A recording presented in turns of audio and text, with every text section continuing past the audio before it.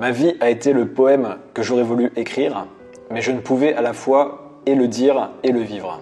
Faire de sa vie un poème, telle fut la quête de Thoreau, un philosophe américain du 19e siècle. Aujourd'hui, je vais tâcher de vous convaincre de prendre une posture d'explorateur avec votre vie pour faire de celle-ci le poème que vous aimeriez vivre et laisser au monde. À la fin de cette vidéo, vous serez capable de devenir un explorateur selon vos propres termes. Vous allez voir à quel point l'exploration est fondamentale pour votre survie, mais aussi pour donner du sens à votre vie. Revenons tout d'abord au problème de la vie sans exploration avec un personnage que nous allons appeler Stéphane.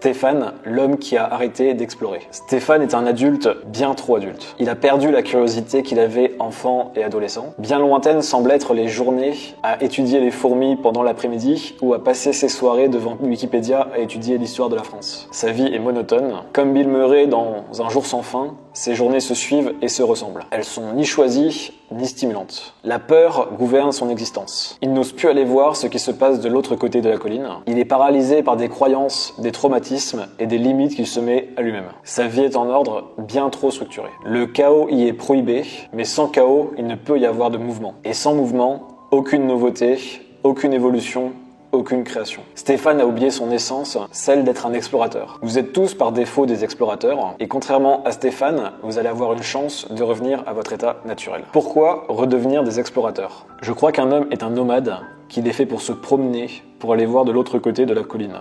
Jacques Brel. Je vais commencer par définir ce qu'est pour moi un explorateur. C'est un individu en quête et en recherche de connaissances, qu'elles soient intérieures ou extérieures. L'explorateur peut être un voyageur qui découvre le monde, les cultures, autrui. Mais il peut aussi rester dans son village et explorer quantité de domaines comme les relations, la spiritualité, la sexualité, les différentes formes de richesse. L'explorateur est un individu en mouvement. L'homme, ou appelons-le plutôt l'homo sapiens, est depuis la nuit des temps un explorateur. Ne serait-ce que pour assurer sa survie et sa capacité de se reproduire. Sans cela, vous et moi, on n'existerait tout simplement pas aujourd'hui. L'homme est un problème solveur, il est doté d'un cerveau capable de générer des connexions originales pour résoudre des problèmes complexes, et pour trouver ces solutions, il doit explorer. L'homme est un flux qui suit le mouvement de son histoire. La vie est mouvement, elle ne s'arrête pas, il n'y a pas de bouton pause qui existe. Le mouvement crée du chaos que nous devons réordonner. Ce chaos est à la fois créateur et destructeur. L'homme est un explorateur car il n'a pas le choix. Il doit trouver des réponses personnelles et collectives. Il cherche à comprendre l'origine des choses et il doit donner un sens à sa vie. L'homme est curieux. Rappelez-vous quand vous étiez enfant ou observez les enfants autour de vous actuellement, tout était sujet à l'expérience. Puis la société a transformé l'explorateur qui vivait avec brio dans ce chaos, à un petit soldat qui vit recroquevillé dans sa carapace. Vous n'avez pas le choix. Vous êtes déjà des explorateurs. Vous l'avez peut-être oublié, mais votre subconscient le sait très bien. Redevenez donc des explorateurs de la vie. L'exploration est une quête de connaissance de soi. C'est le plus beau cadeau que vous pouvez faire à vous-même et au monde. C'est votre droit et votre responsabilité que de prendre le large pour explorer les contrées qui vous attirent tels des aimants. C'est en explorant que vous allez faire évoluer votre conscience, votre représentation du monde, ainsi que votre rapport à vous-même, aux autres et au monde. Chacune de vos explorations est une occasion d'ajouter une brique de connaissances à votre carte existante. Chacun de vous est en train de constituer une carte de connaissances faite de vos observations, de vos rencontres et de vos expériences, mais aussi de vos déterminismes. Biologie, endroit dans lequel vous vivez, époque à laquelle vous êtes né. Cette combinaison n'existe qu'en un seul exemplaire, c'est vous.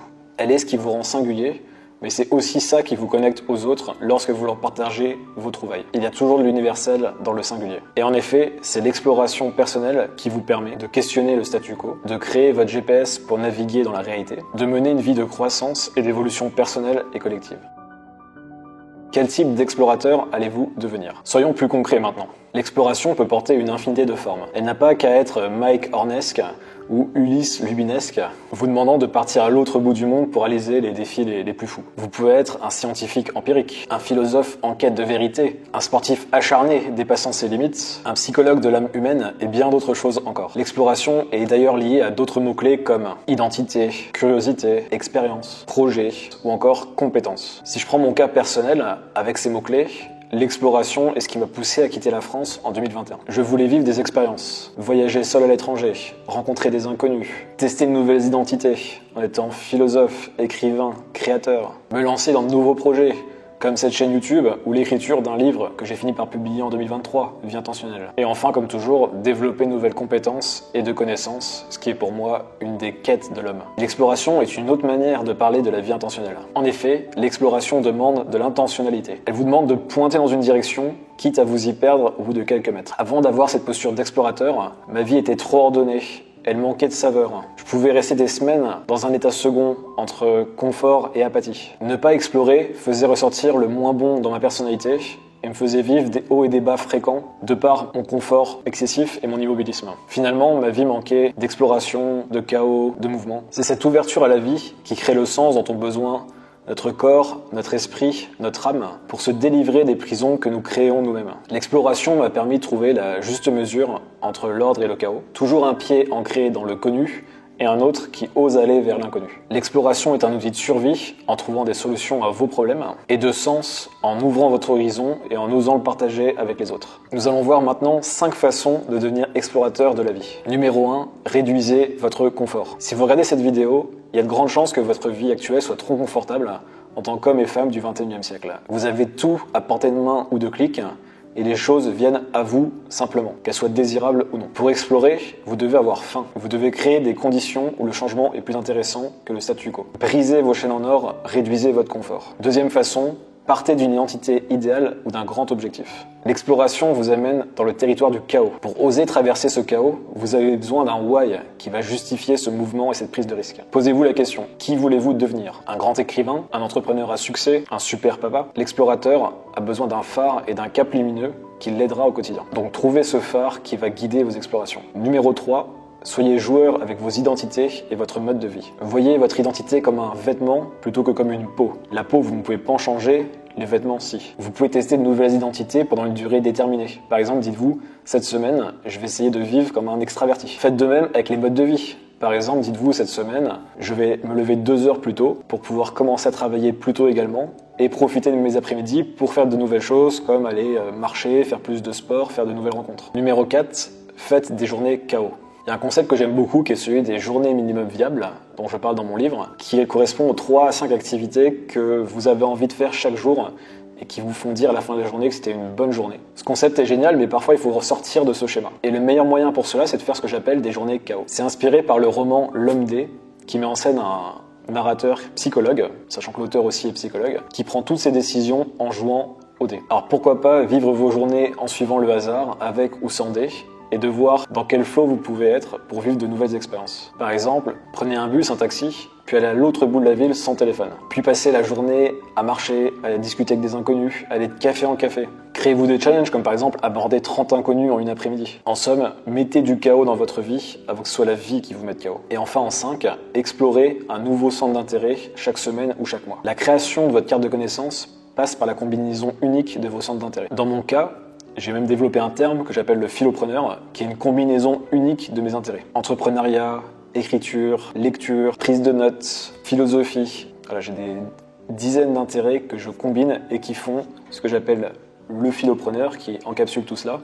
Et c'est ça que vous devez créer aussi de votre côté. Ce sont des intersections qui vont vous rendre fascinant pour les gens, qui vont vous générer des opportunités aussi bien dans votre vie pro que dans votre vie personnelle. Prenez cette habitude, donc au début de la semaine, au début de chaque mois, de prendre un centre d'intérêt que vous avez envie de développer, dont vous avez envie d'apprendre de nouvelles choses, que vous avez envie de commencer, peu importe lequel. Listez des ressources que vous pouvez consommer, des livres, des vidéos, documentaires. Puis tout simplement, prenez 20 minutes, 30 minutes, peut-être 1 heure tous les jours ou plusieurs fois par semaine pour vous immerger dans ce nouveau centre d'intérêt. Je vous donne quelques exemples personnels pour vous inspirer.